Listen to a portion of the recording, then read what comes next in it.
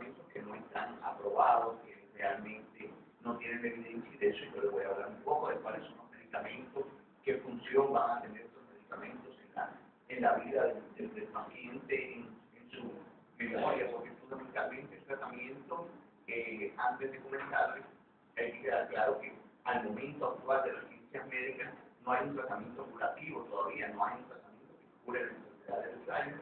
sino los tratamientos son para mejorar un poco lo que es la memoria, para retardar un poco lo que son la aparición de nuevos síntomas y para que el paciente tenga mejor calidad de vida.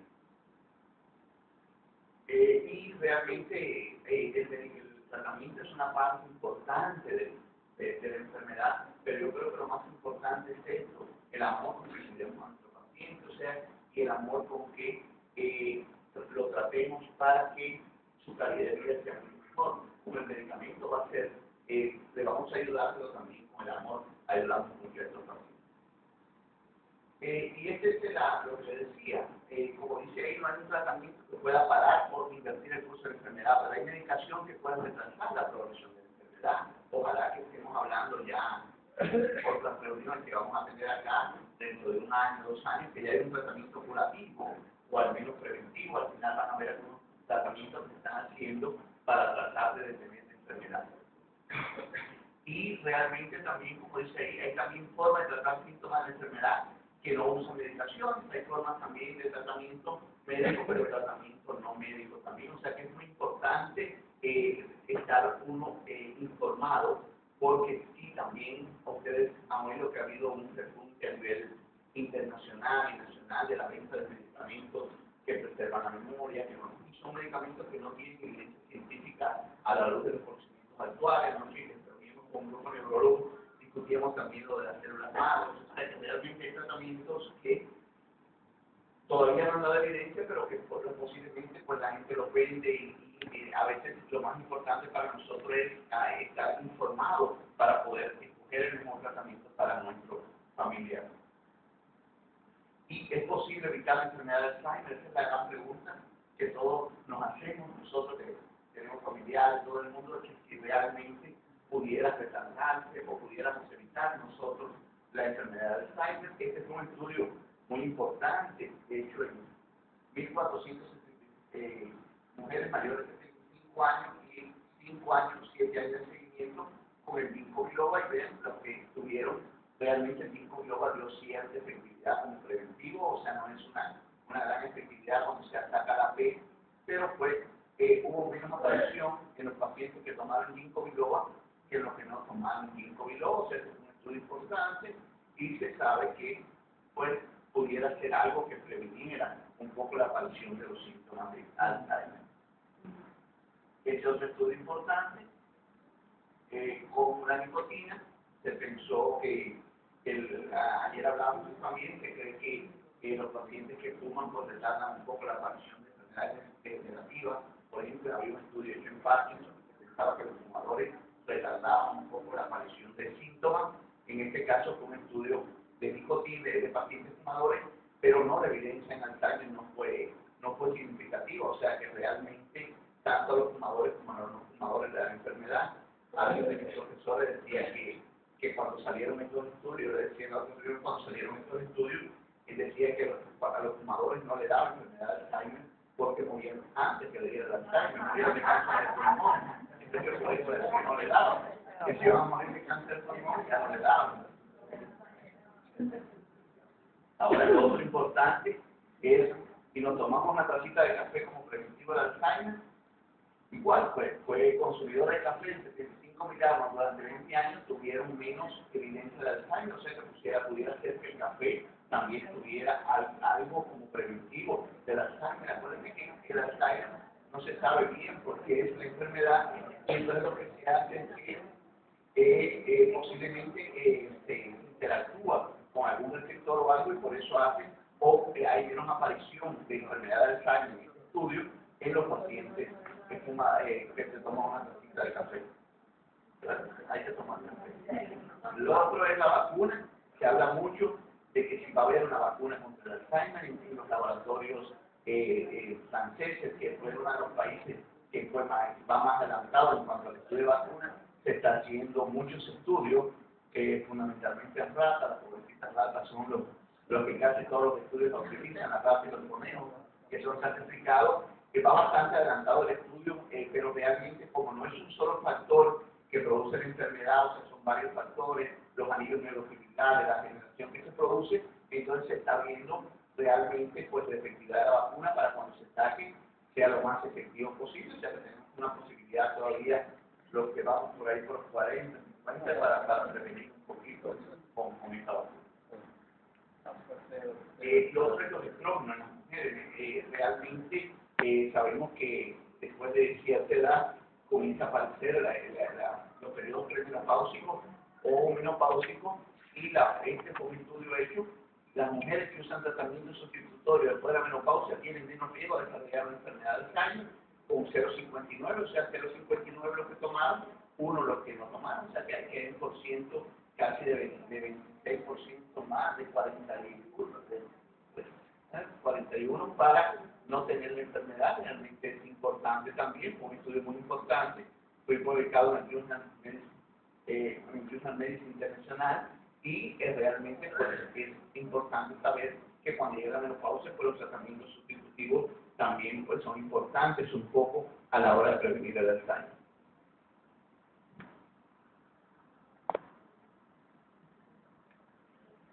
Y el vino, o sea, realmente hoy el vino ha realizado fronteras. Desde Chile se ha hecho mucha propaganda, desde el Cono Sur, Argentina, y hoy El Salvador quizás está aumentando el consumo de vino, se lo ven en las reuniones sociales, las actividades. Dice que las personas que consumen moderadamente vino, 2 a 4 vasos las mujeres y 4 a 8 vasos, tienen mejor rendimiento cognitivo. Este fue el estudio de Frankfurt, pero bueno, 8 vasos ya es demasiado. Y los bebedores moderados tienen una reducción del riesgo del 80% frente a los abstemios, o sea, que los que consumen moderadamente el alcohol, porque bueno, tampoco estamos propaganizando el alcohol, pero los que lo consumen moderadamente tienen menos riesgo que las otras personas que no lo consumen, no sea el abstemio de padecer de Alzheimer. O sea, estos son estudios que se han ido comparando pacientes que han tenido Alzheimer con grupos que no han tenido la misma edad. O sea, son estudios muy importantes que, por ejemplo, en los países desarrollados de Estados Unidos, llega un grupo de pacientes y ese grupo lo compara cuando llega, por ejemplo, a los 80 años, el grupo que tuvo Alzheimer, le preguntan, o sea, que ha consumido a los familiares, y el grupo que ha consumido, para poder hacer estos estudios donde se ve la reducción de la posibilidad. O sea, que son también medidas que se están tomando para ver qué cosa nos puede prevenir el Alzheimer. También sabemos que lo puede prevenir una dieta adecuada, una vida sana, etcétera, todo eso, el ejercicio, etcétera, lo que decía el doctor Benítez al final, mantener la mente activa, jugar ajedrez, hacer estos puzzles. Hoy hay un tipo de gimnasia que se llama gimnasia cerebral para mejorar la mente, que es muy, muy importante.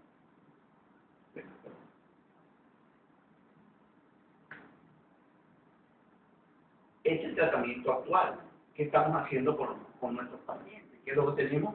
las medidas generales, donde pues son más que todos los cuidados al paciente, toda esa parte que como ustedes, como cuidadores, es muy importante para el manejo del paciente. El tratamiento farmacológico, que vamos a ver que hay ahorita un grupo de medicamentos que realmente han demostrado ser eficaces, como les decía, para mejorar los síntomas y detener la enfermedad, que son los inhibidores de la colinesterasa, la estrategia neuroprotectora y la terapia antimiloidea.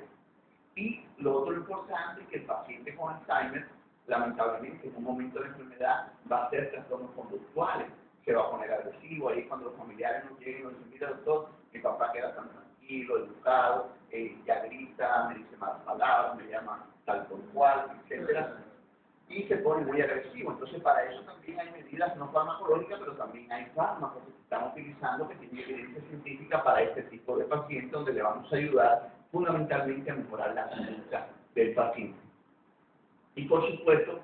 todo esto que estamos haciendo, la intervención psicosocial y de apoyo al cuidador, que es muy importante, actividades, preparar al cuidador de forma científica, primero, para que pueda ser un mejor cuidador. O sea, a veces decimos que la mejor forma cuando uno tiene una enfermedad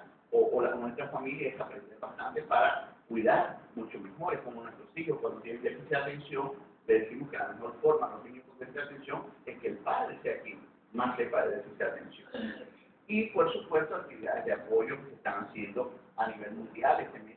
países del mundo han perdido muchas actividades por ser el cuidador de Alzheimer, donde se apoya fundamentalmente a los grupos de cuidadores que tan importancia tienen. Ahora, ¿qué queremos con el tratamiento? Es decir, ¿cuánto vamos a gastar con nuestros familiares? Una gran cantidad de dinero, pero ¿qué es lo que queremos? Primero, mantener la función cognitiva, o sea, que el deterioro sea menor. Hay escalas que nosotros como neurólogos hacemos cuando el paciente nos llega a la consulta y lo vamos como viendo si realmente se mantiene, si no hay deterioro, si el deterioro cognitivo no se mantiene, que se llama la escala ADAS-Cog, que es decir, cómo se funciona, la va viendo consulta tras consulta. Y por supuesto, a veces el familiar queda un poco triste porque ve que el paciente no cambian totalmente los síntomas, pero decimos lo que estamos haciendo es previniendo que la enfermedad continúe rápidamente. A veces va la enfermedad progresando de forma precipitada, va bien escalonada, el paciente comienza a olvidarse de unas cosas y cuando nos lleva nuevamente 6, 7 meses ya el paciente ya no reconoce a la familia, ya el paciente no tiene una serie de características que tenía. Entonces, estos medicamentos lo que hacen es lo otro es que nuestro paciente mantenga el funcionamiento cotidiano. Es muy importante para el paciente sentirse valorado y también que él pueda hacer las cosas cotidianas como levantarse, lavarse la boca, vestirse. Es sumamente importante eso. Lo otro importante para la familia es retrasar la aparición de síntomas conductuales. Como le digo, con la experiencia que uno tiene con los familiares, realmente los síntomas conductuales es como quizás la etapa más difícil. Cuando nuestro paciente, que estaba tranquilo y todo, ya no se pone agresivo con las personas que quería, puede agredir al necesito, puede agredir al familiar, ya no responde, si uno le llama, contesta de forma agresiva, la familia se acerca de cariño y se hace difícil la relación. Entonces, una de las etapas más difíciles, que como le digo, hay medicamentos, pero estos medicamentos que queremos dar en la primera etapa es como para retardar la aparición de síntomas conductuales. Por supuesto, preservar la autonomía, lo que le decía, que el paciente realmente haga las cosas por sí solo, que nuestro abuelito, aunque se le olviden un poco las cosas, cuando les recordemos, se bañe solo, se vista solo, coma con nosotros en la mesa, coma solo, lo puede hacer. Y, por supuesto, minimizar el impacto de los cuidadores, o sea, que ustedes como cuidadores, en las personas que están cercanas a él, pues el deterioro va creciendo lentamente y usted pues se va preparando para la nueva etapa. Entonces es importante el uso de medicamentos para eso. Ahora, las evidencias científicas, o sea, yo sé que ustedes, bueno, no son médicos, a los médicos a la tarde le vamos a dar una jornada también donde vamos a tocar todos estos temas, pero les voy a decir más o menos de forma que podamos todos entender la evidencia del tratamiento. ¿Cuál fármaco debemos elegir? Siempre cuando nos enfrentamos a un paciente con cierta enfermedad debemos saber qué fármaco vamos a elegir. Lo primero es que el fármaco sea eficaz, o sea, que en este caso del Alzheimer, que mejore o por lo menos mantenga en cuanto a la condición y la conducta, o sea, en eso se va a hacer eficacia. Lo segundo es que sea tolerable, que usted o nosotros como médicos elijamos, si ustedes como familiares, o sea, asesorados por nosotros, elijamos un medicamento que tenga en los ensayos clínicos seguridad, o sea, que el paciente no le vamos a producir más daño, o sea, como decía mi primo no hacer, primero no hacer daño, y que produce los mínimos acontecimientos adversos. Es verdad que algunos de estos medicamentos pueden tener un poquito de náuseas al principio, vómitos, pero hay que irlo pues subiendo paulatinamente, y lo segundo es pues poder ayudarse de ciertos alimentos, etcétera, a la hora de dar el medicamento. Entonces, esto hay que comentarlo con el médico para que no haya problema. Y el problema que tenemos acá en el país es que sabemos cómo está la economía y los medicamentos son caros, o sea, los 3 anticolinesterápicos son bastante caros. El otro, que es la memantina, que está aquí el Teorol, es más económico, pero son medicamentos caros, todos rondando por arriba de los $100, ¿no? Entonces, eso nos trae un problema a veces porque a veces la familia no lo puede costear, o a veces sí lo puede, pero no quiere por verlo tan caro y todo, pero sí son importantes los medicamentos para la calidad de vida del paciente. Estos son algunos estudios que se han hecho, que yo les decía, que son estudios que se van haciendo con los fármacos. Hoy se ha visto en algunos estudios con los antiinflamatorios no esteroideos, los ángeles, el ibuprofeno, el extracto, disminuyen posiblemente este proceso inflamatorio que se produce a nivel de diferentes áreas del cerebro y ayuda un poco a disminuir los síntomas del Alzheimer. La nimodipina, el tiracetam y la pentoxifilina, que ustedes oyeron que en un momento era muy, por ejemplo, la nimodipina hace 10 años era como el medicamento que se pensaba que era el medicamento de acción del Alzheimer, ya se ha visto que no tiene evidencia científica en los estudios y pues realmente su evidencia ha sido mínima, tanto tal y como cero, no hace. La vista más necesita más evidencia. Entonces yo creo que es importante que tengamos esto claro como familiares. La telefilina y la racemilina son dos medicamentos que ayudan a los síntomas que también son neuroprotectores. Neuroprotectores quieren decir que disminuye el deterioro cerebral. Hoy se están utilizando como coadyuvantes también en la enfermedad de Parkinson y en el Alzheimer hay algunos estudios que la evidencia no ha sido mucha más que toda la racemilina. La vitamina E, que sigue siendo un neuroprotector, que se sigue utilizando, la vitamina E es una vitamina neuroprotectora que ayuda mucho al paciente. Los estrógenos ya vieron que tomar estrógeno, ahora lo que no está claro todavía, ya sabemos que puede prevenir un poco, pero ya en la hora del tratamiento no está tan claro los estudios en el momento si puede ser un medicamento de elección para la enfermedad. El ginkgo biloba, que como ya le dije al principio, igual es más que todo preventivo, o sea, se puede utilizar como preventivo, aunque la evidencia es uno, no es una evidencia que es porque si no, pues todos tomaron ginkgo biloba. Y por último, los dos tratamientos que vamos a discutir, que son los más utilizados ahora, que son la memantina y los inhibidores de acetilcolinsterasa, o sea, anticolinesteráticos que son muy importantes.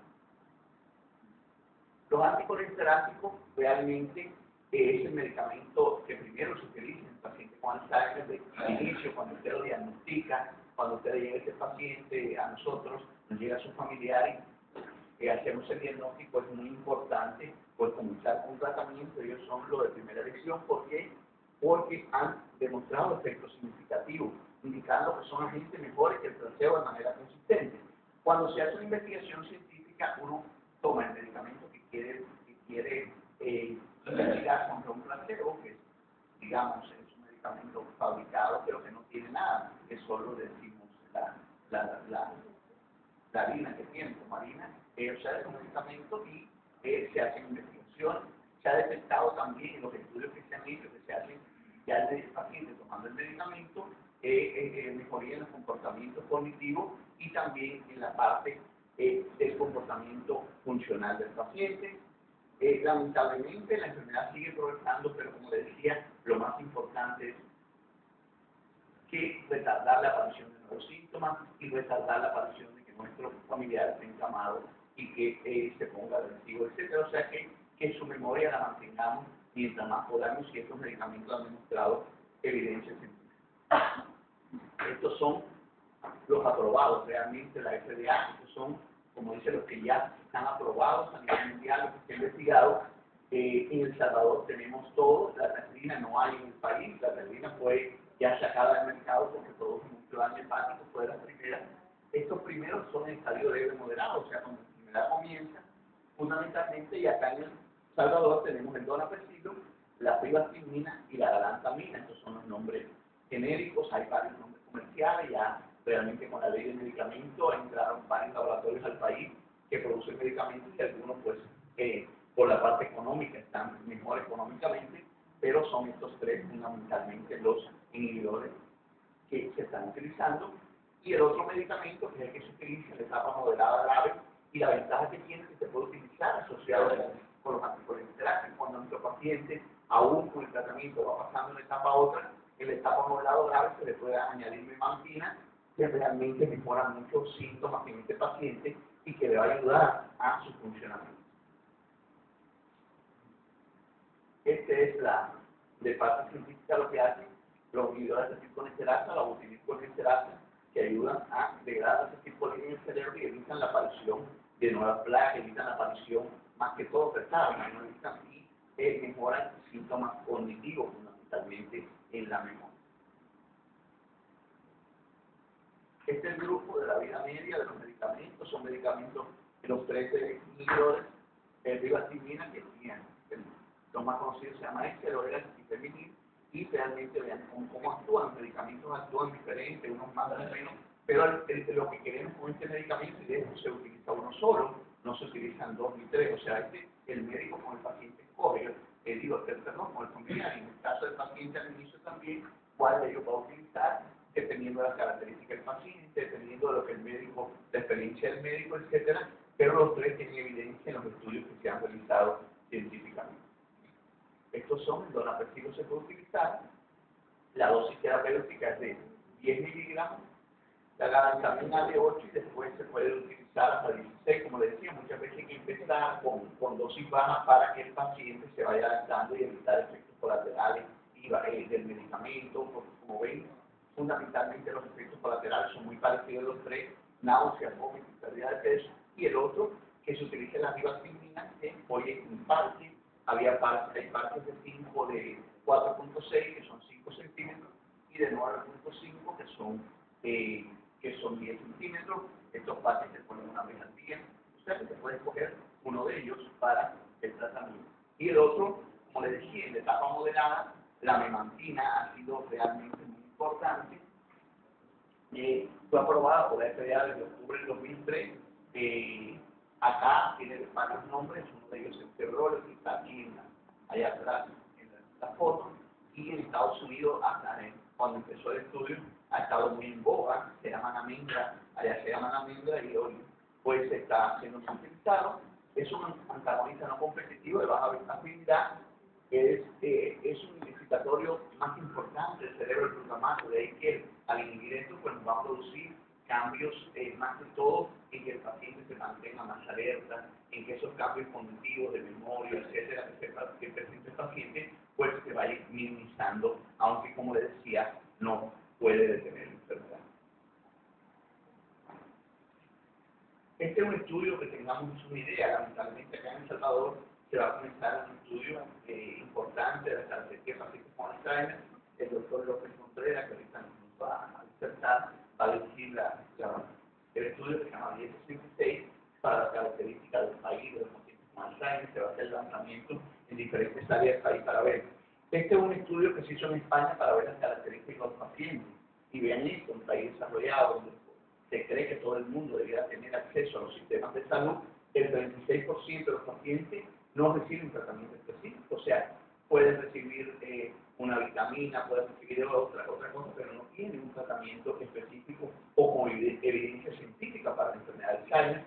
El 25% de los pacientes con enfermedad de Alzheimer solo están tratados con memantina. Como les decía, la memantina se utiliza en el estadio moderado a severo, pero realmente debería empezarse con un anticolinérgico y en este caso no, los pacientes que desde el principio usaron memantina, que no debería ser así, debería empezar con y después añadir la memantina para lograr mejores resultados. El 19 que está con inhibidor de la colinsterasa, que son los que le decía, y el 20 en una combinación, o sea que están en estadio moderado severo y están tomando su atenil colinsterasa, en este caso sea donapecilo, sea ribaspirina, o sea galantamina, pero además están con la memantina y están recibiendo un tratamiento. Y casi la mitad de estos pacientes reciben un neuroléptico. ¿Y por qué? Que son los neurolépticos, son los medicamentos que se usan cuando el paciente tiene agresividad, tiene trastorno de personalidad. Entonces, como ustedes ven, realmente los pacientes van a hacer también trastorno de personalidad, pero igual tenemos un tratamiento para ellos que va a ser importante para poder mejorar su forma conductual. Y es que hay varios síntomas neuropsiquiátricos, como nivel de enfermedad, vean todo esto que hace que aparezcan síntomas porque el paciente está estresado, el mismo cuidador lo tiene estresado, el paciente se estresa, se deprime, etc. Y van a tener un trastorno neuropsiquiátrico que va a necesitar pues su tratamiento también. Es importante evaluar estos trastornos de comportamiento, fundamentalmente que ustedes se lo digan a su médico, en este caso al neurólogo, al geriatra, al médico de cabecera del paciente, que hay trastorno y qué factores pudieran estar agravando, como puede ser que hubiera factores del comportamiento que la familia pudiera ayudar. Hay otros que no son parte de la evolución de la enfermedad, pero sí es importante ver qué factores pueden contribuir, ya sea el ambiente físico, psicológico. Lamentablemente, a veces estos pacientes tienen un problema, yo decía algunos familiares, y pues son problemas difíciles porque la familia tiene un paciente con Alzheimer que tiene 4 hijos, y cada mes lo piden distinto, o sea, pero cambia de casa, y estos pacientes realmente cuando cambian de domicilio se altera mucho. Por ejemplo, a veces nos preguntan, bueno, fuimos con el abuelito a pasear, fuimos a un hotel, a algún lugar, o a visitar a un familiar y se pone muy enterado porque ya no recuerda. Él tiene grabado en su mente su casa, su cuarto, ya cuando uno lo ve, entonces ese paciente cada mes es como un problema para poder controlarlo, pero lamentablemente hemos hablado con los hijos, hay otra posibilidad. Entonces, todo eso lo tenemos que tener en cuenta para saber si hay algún aspecto psicológico en que le podamos ayudar a nuestro familiar. El tratamiento son farmacológicos, que es educación de los padres, adaptación al ambiente, medidas distractoras, hay que instalar rutinas en la vida diaria, como ayudar al paciente, recordar que usted en la mañana se va a levantar, abuelito va a ir al baño, y a veces tenemos que recordar, porque vieron una película donde él enamoraba todos los días, tenía Alzheimer en un hogar, y el señor iba todos los días, volvía a enamorar, la volvía a hacer cosas, porque ya no recordaba lo que había pasado el día anterior, entonces uno también hacía rutinas y todo. Y los medicamentos fundamentalmente que usamos son los neuroléctricos, como les digo, aquí en el país están casi todos, las risperdona, la danzapina, también están a lo más antiguo, que era el alcohol, y hay neuroléctricos atípicos nuevos que dan menos efectos colaterales, y también en algún momento se pudiera utilizar antidepresivos si el paciente, por mucho al inicio pasa que el paciente se va dando cuenta en las etapas bien tempranas que está perdiendo la memoria, y eso lo deprime, lo pone triste, se pueden dar antidepresivos, también estabilizadores del ánimo, y también se puede dar benzodiazepinas cuando el paciente está muy agitado, no duerme bien, fundamentalmente los diazepam, se puede dar también ribotril, se puede dar diferentes medicamentos que le ayuden a controlar al paciente.